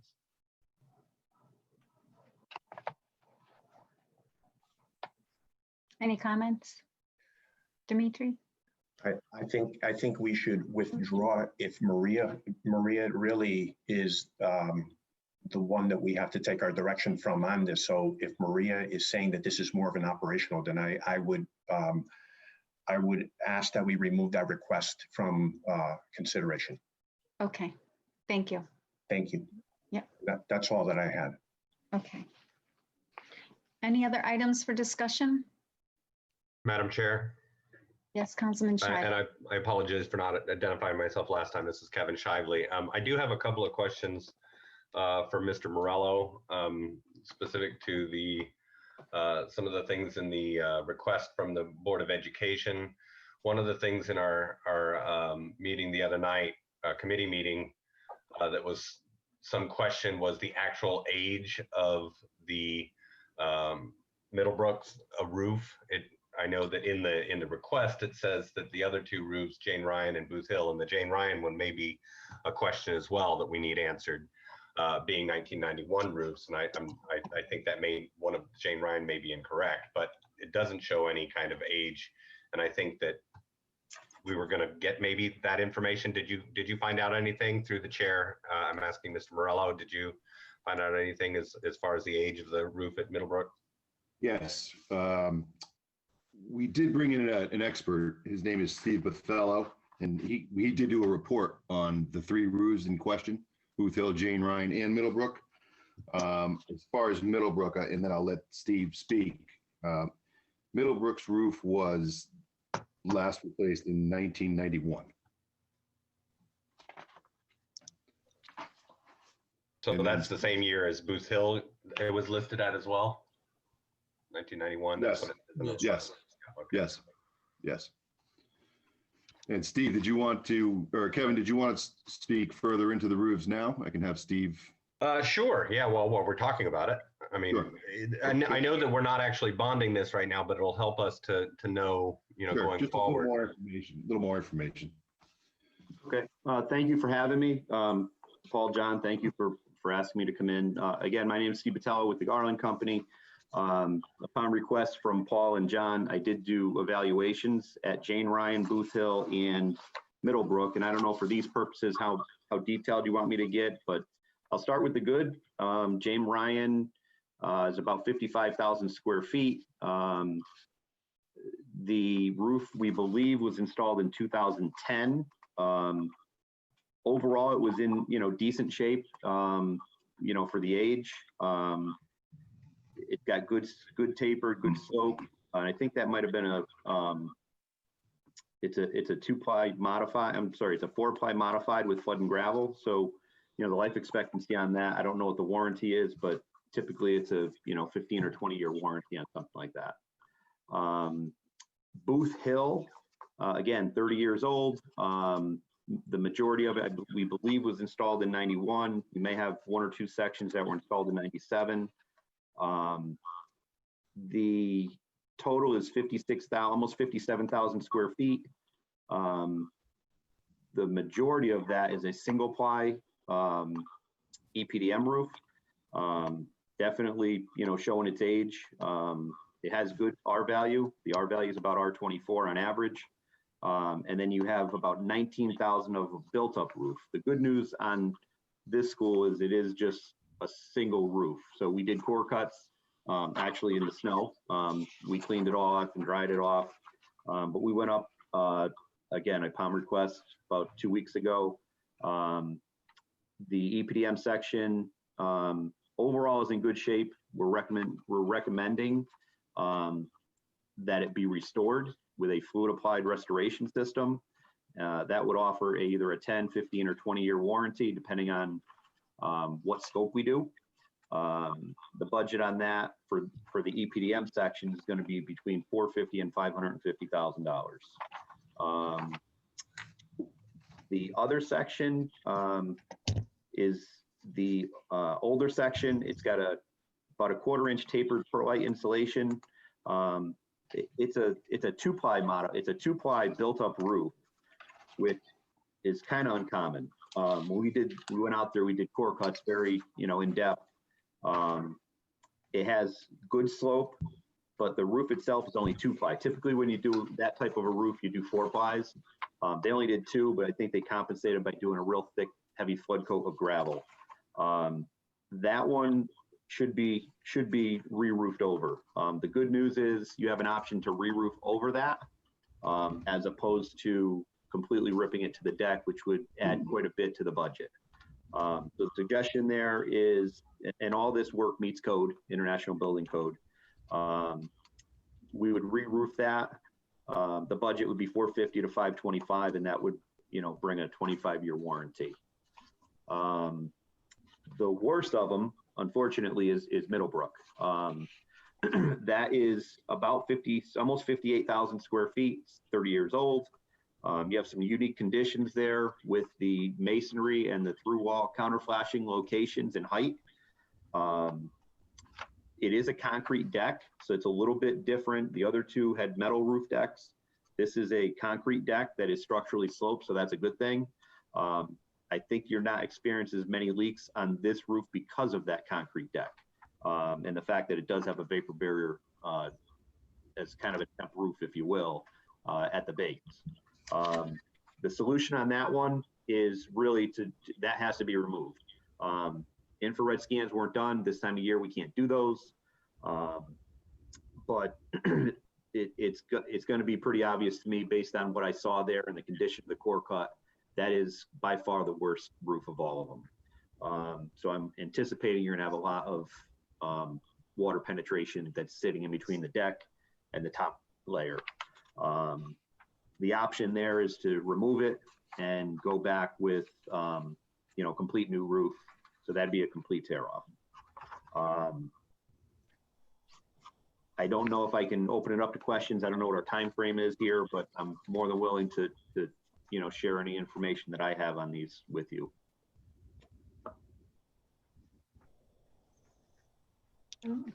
Thank you. Did you Madam have a, Madam yes, go ahead. Chairwoman, I'm Paul Hendrickson, the business manager of the school system. Based on Steve's analysis, we would like to revise the capital plan. The roof replacement at Middlebrook would be going from 1.5 million to 1.725 million. And that is an upper limit and not to exceed. The roof replacement at Jane Ryan would go from 1.35 million to 1.6 million. But as Steve indicated, there is flexibility in that, and that we could move it to the out years. And based on Steve's presentation, the roof at Booth Hill would go from 1.3 million to 1.075 million. And Steve, that agrees with your figures, correct? Yeah, I think it's 1.75. Yeah. Yeah, 1.75. I have a question for Attorney Shopik. Can they change their capital? Can we change the capital plan from the Board of Ed at this point?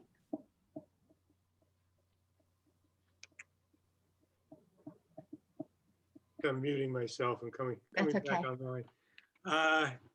Yeah, I think you've changed other things. You changed George's plan. I think this would be the time to do it.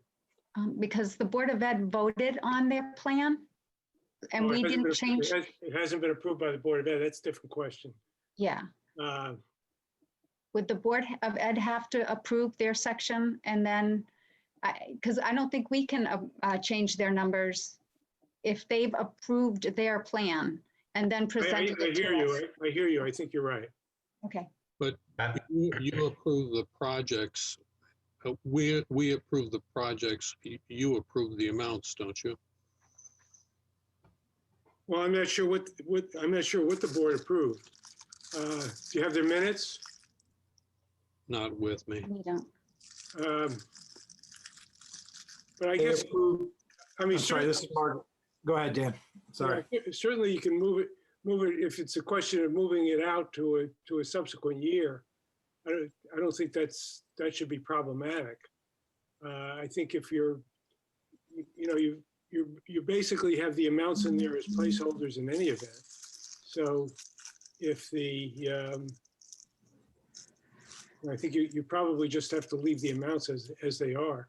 You could reduce the amounts but again, I think if the board has not, you're coming here and saying that this is what the board is recommending and the board hasn't recommended it.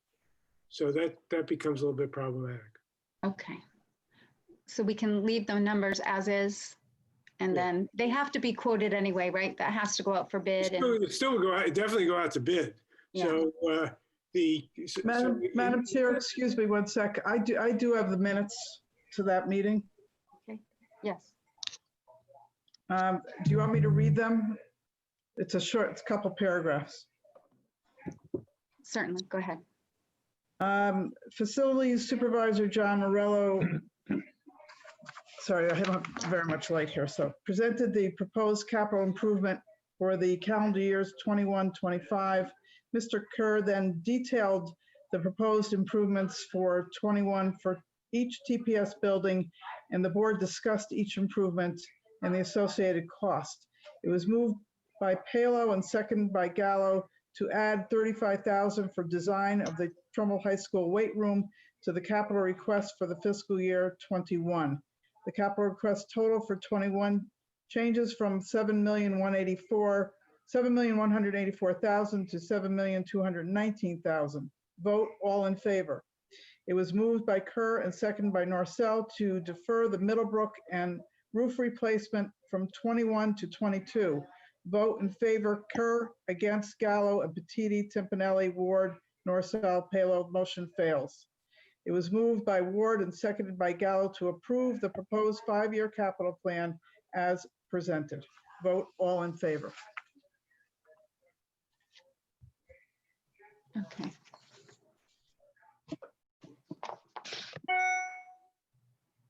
So I would leave it as is. I would not, since the Board of Ed voted on those numbers and those figures, we would leave them as is, as placeholders? Yeah, Dan Shopik, again, as town attorney, I think it's fair to say that, yes, I would leave them as is, but I would give, if the board comes back later and says, you know, the number was really what was presented here tonight, I don't think that the town council would say that's a surprise. So, you know, when it goes out to bid, you'll see what the numbers are. Thank you. Madam Chair, Yes. I would also just point Councilman out, I mean, Shively. especially, this is Kevin Shively.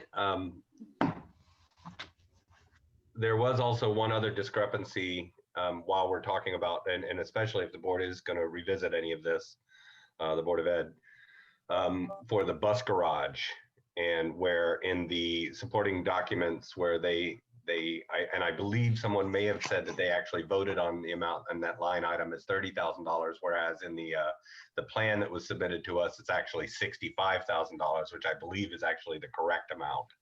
And so if they are going to be making any revisions, perhaps they'd want to look at that and confirm and make sure that they're presenting that figure correctly as well.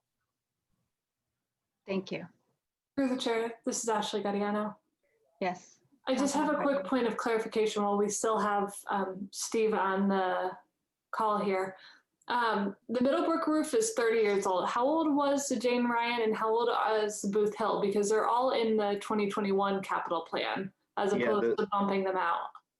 The Booth Hill, the majority of this roof is 30 years old, Okay. 1991 install, and Middlebrook was 1991. Jane Ryan, we believe, is 2010. Okay. That just seems, I mean, I know nothing about roofs, obviously, other than the roof on my house, but it seems like that might not need to be a 2021 item, that might be able to be pushed out as opposed to Middlebrook, which obviously seems slightly more urgent. Yeah, I would agree. I would focus on Booth Hill and Middlebrook for 2021, for sure. Okay. Thank you for your time. Thank you for being here so late too. No, thank you.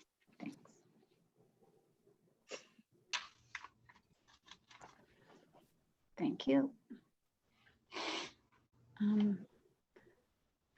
Superintendent, did you have a statement? Did you want to say something? I know that it came up and you were going to say something.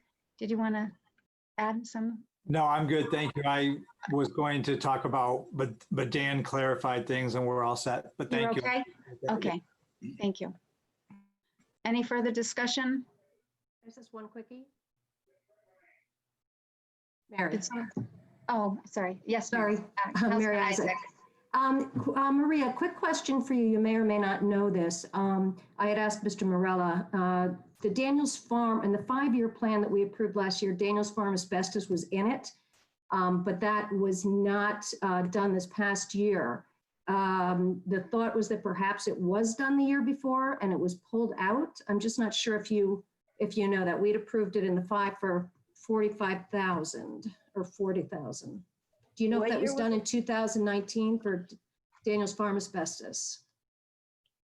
I'm not sure. I'd have to check it.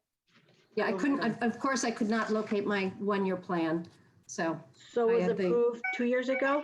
It was, we had it in our 5-year, approved in the 5-year, when we just approved last year's plan. I'm not sure if it was pulled out because perhaps it was already done, so it didn't appear in this year's funding approval.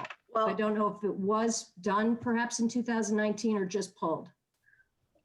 If it was in last year's capital plan, and if it came to the board for a bond resolution, then it was either done or in progress.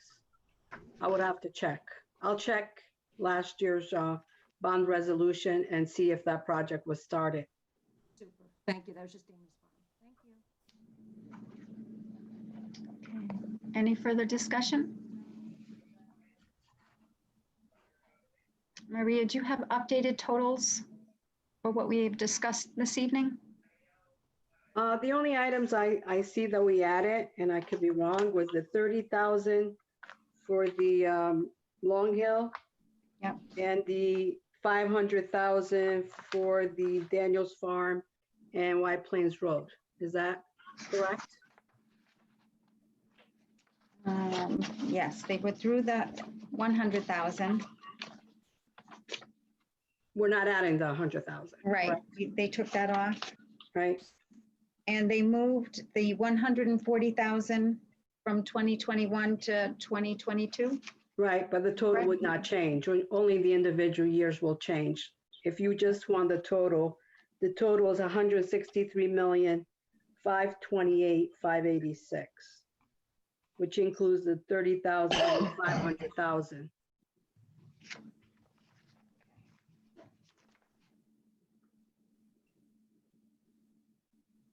Okay. We can update the schedule and forward it to the council after the meeting next. Okay, that tomorrow, would be next great. day. All right, any further discussion? Can I make a comment to, I have to clarify something to Tony. Yes. Tony, the 7 million for the Hardy Lane property, it was only a note.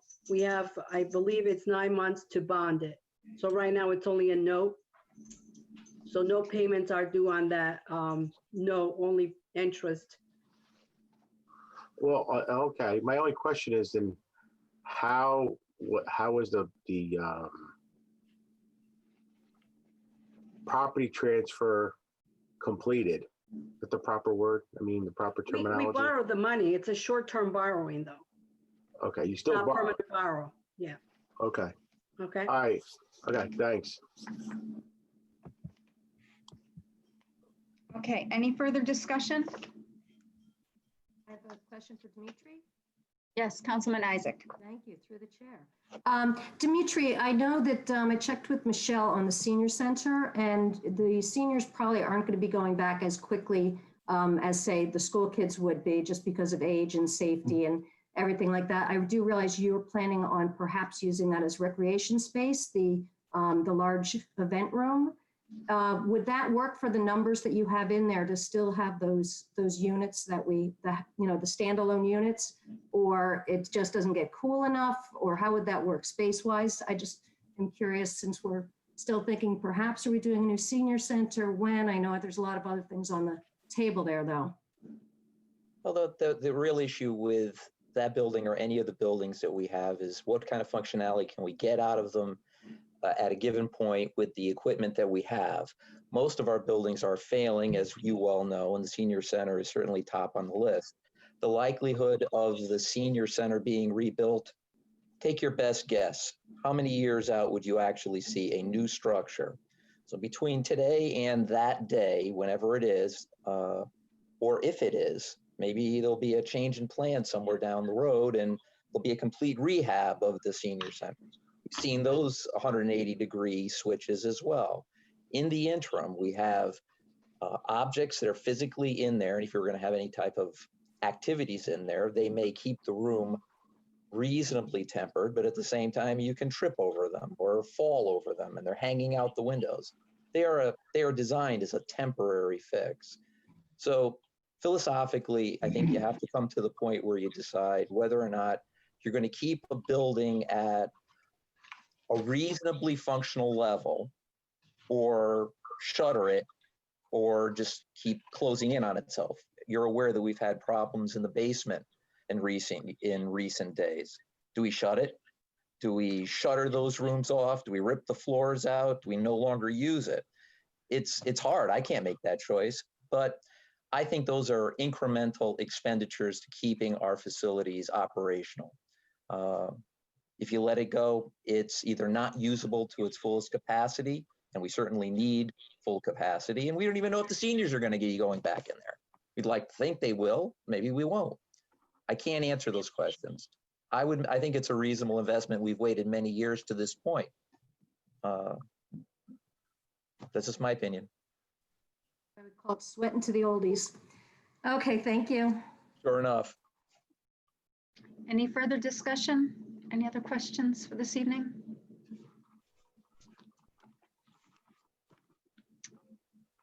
So we would need to have a motion, if I'm correct, to accept the capital plan with a new amount of 163 million. $528,586. Is that correct, Maria? That's correct. Okay, we need a motion to accept that. Through the chair, please. Yes.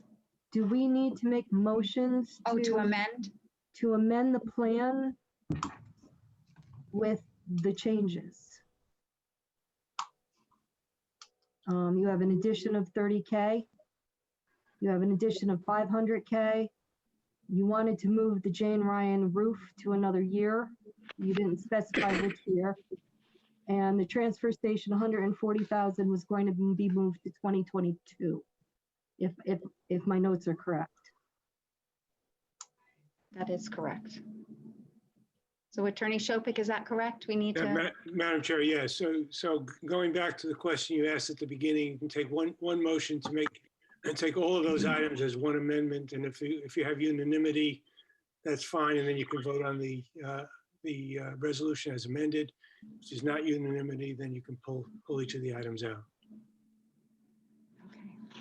Can we just specify which year we would like to move the Jane Ryan roof to? Madam Chair, I thought we were not touching the Board of Ed plan at this point, or am I confused? I thought we had to leave it alone.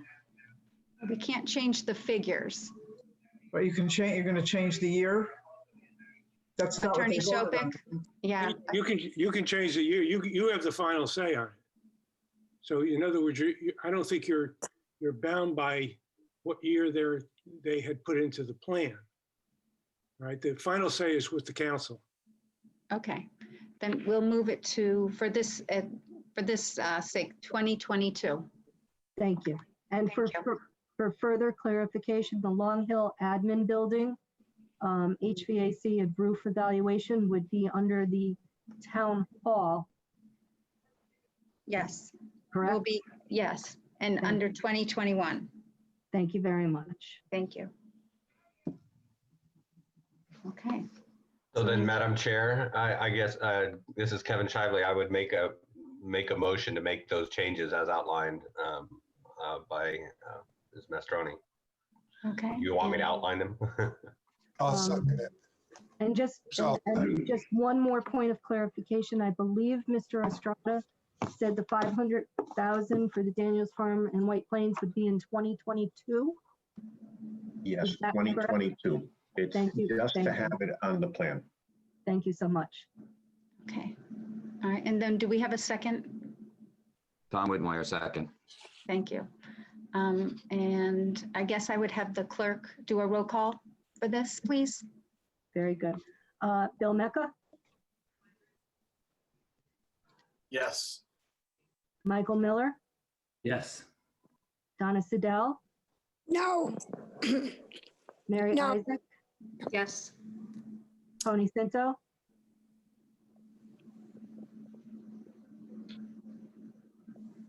Sorry, Margaret. Sorry, Margaret. Is this for a vote? Is this for a date change These are for the amendments to the five-year plan. for all the amendments? All one vote?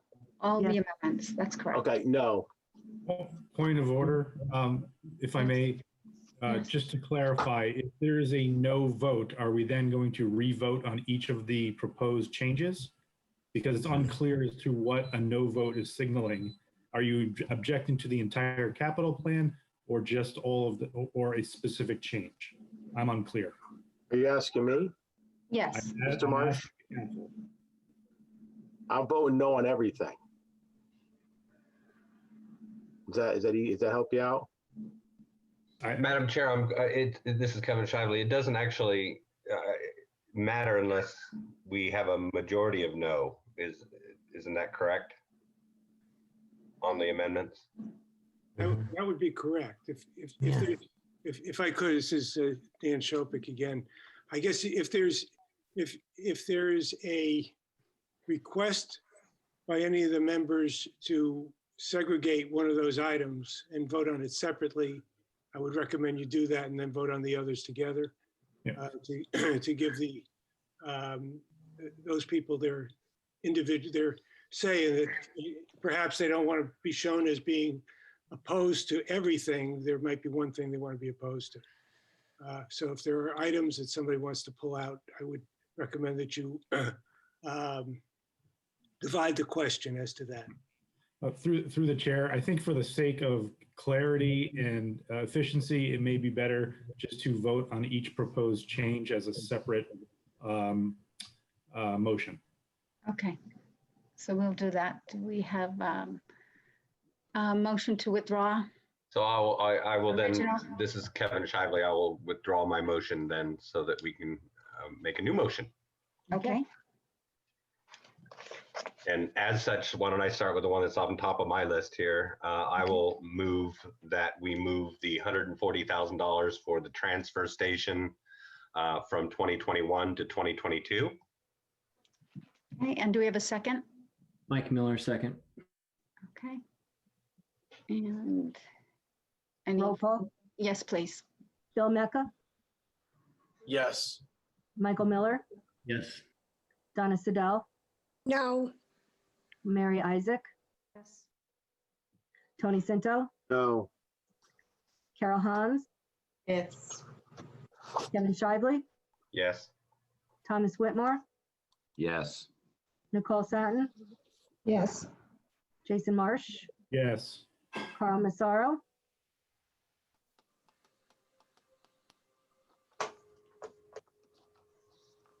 Carl, are you there? We'll come back to Carl. Eric Paulson, Yes. Lori Rosasco Schwartz, No. Joanne Glasser Orenstein, Yes. Steve Lemoyne,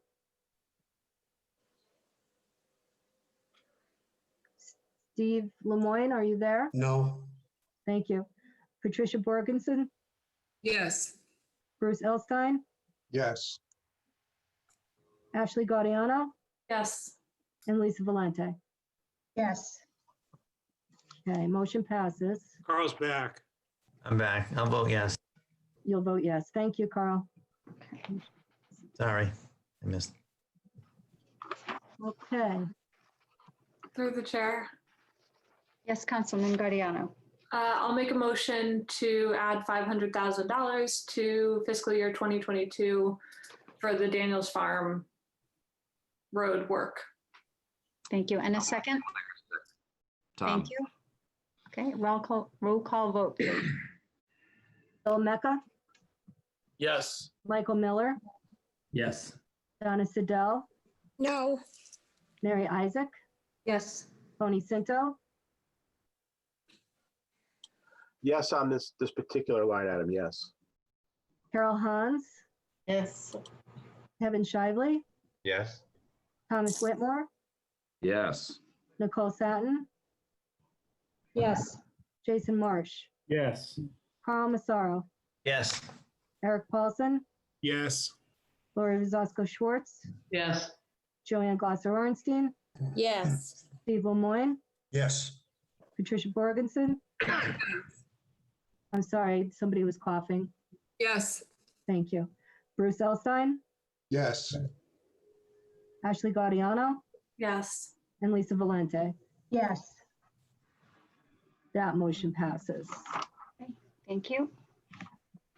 Now, I believe we need a motion to increase a design and replacement of HVAC and control system under Town Hall from $35,000 to $380,000 for the year 2021. So moved, Ashley Gaudiano. Thank you. And a second. Joanne Glasser. Thank you. Roll call vote, please. Bill Mecca, Yes. Michael Miller, Yes. Donna Sedell, no, Mary Isaac, Yes. Tony Sinto, No. Carol Hans, Yes. Kevin Shively, Yes. Thomas Whitmore, Yes. Nicole Satin, Yes. Jason Marsh, Yes. Carl Massaro, Yes. Eric Paulson, Yes. Lori Rosasco Schwartz, No. Joanne Glasser Orenstein, Yes. Steve Lemoyne, No. Patricia Borgensen, Yes. Bruce Elstein, Yes. Ashley Gaudiano, Yes. and Lisa Valente. No. Okay. Motion passes. Okay. And then now do we vote on the resolution as amended? Is that correct? I think we still have one more motion. Okay. Did we move Jane Ryan to 2022? We're not going to touch the Board of Ed.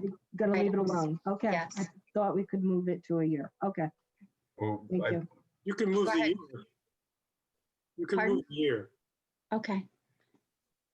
Councilman Shively, did you want to make that motion? Yes, I'll make that motion. Okay, and a second, please. I'll second Joan Glasser Ornstein.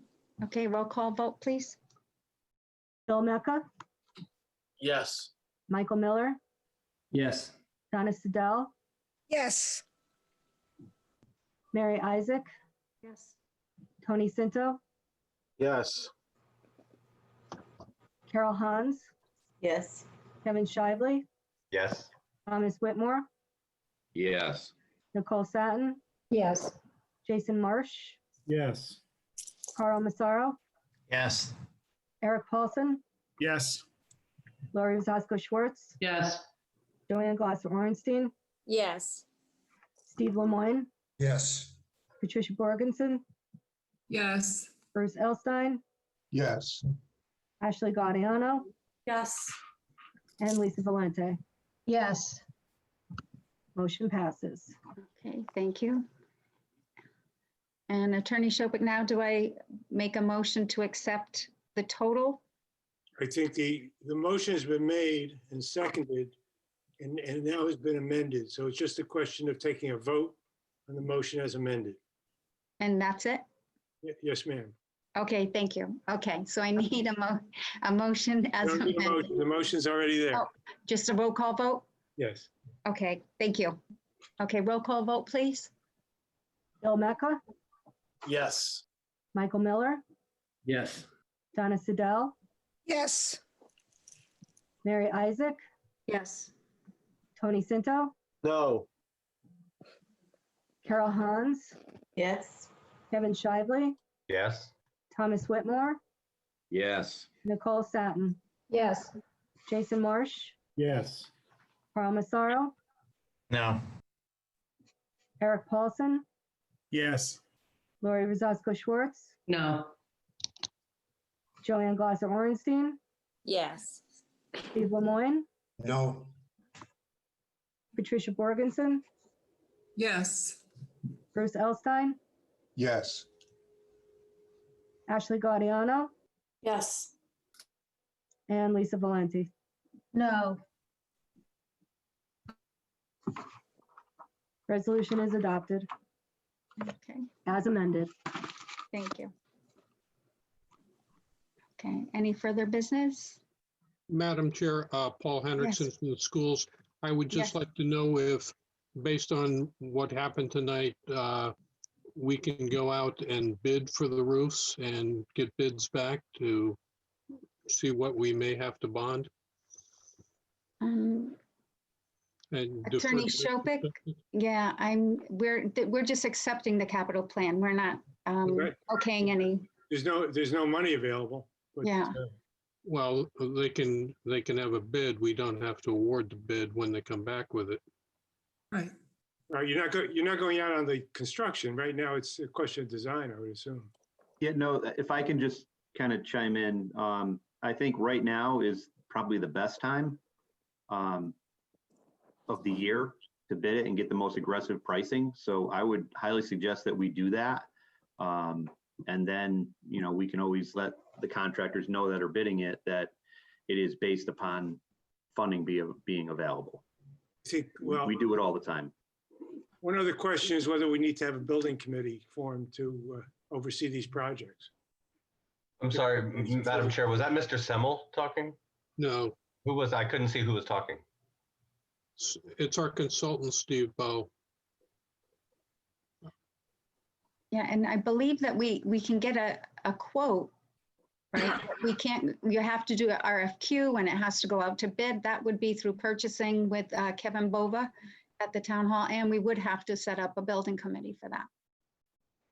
I thought building committee was only necessary if you got state reimbursement. No. Is Is there- that Attorney first of all, Shobik? Are we sure there is no state reimbursement available for this, John? Depending on, if I can, okay, depending on what scope we go with, based on the scope of work and the budgets that were submitted, it's not available. Well, I think this is something you have to have a discussion offline. I don't think Okay. it's not something council is going to decide. Okay. Okay, yeah, and in the backup, it did have a mention that there would be some state reimbursement, so that was just a note on the minutes from the backup for Board of Ed. Okay, Okay. all right, and Attorney Shopik, are we good? Are we just waiting for, do we have to vote on the total now? Or we're all done? You did it. Okay, we're done. So I guess we just need a motion Motion to adjourn. And a second? I'll second that, and I would note the time that it's 9:34, Madam Chair. Thank you very much, Councilman Marsh. Have a Great good job, evening. Don. Who Great won the job. pool? Thank you, everyone. Have a good evening and a happy and safe new year. Me too. Bye, everyone. Good. Good night.